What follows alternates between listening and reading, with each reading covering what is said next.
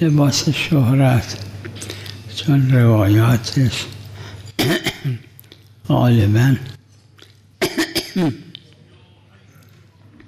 سندهای معتبر نداره، اما خب یه عده عمل کردن.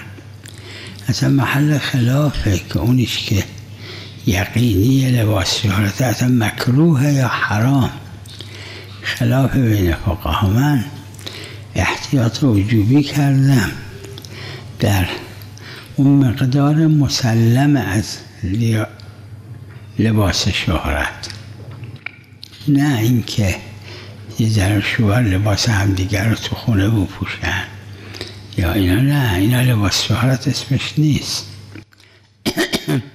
لباس شهرت اینه که تو بیرون جلو مردم، فرض کنید یه مرد لباس خاص زنها رو بپوشه یا یه زن لباس خاص مردها رو بپوشه،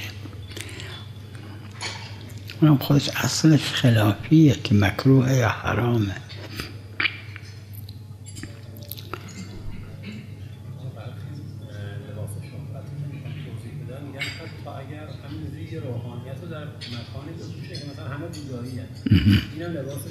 نیست، نه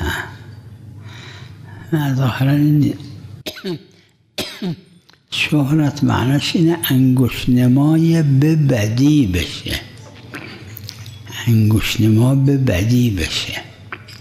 فرض کنید یه آدم محترم معروف مرد با شورت بیاد بیرون مثلا که مناسبش نیست،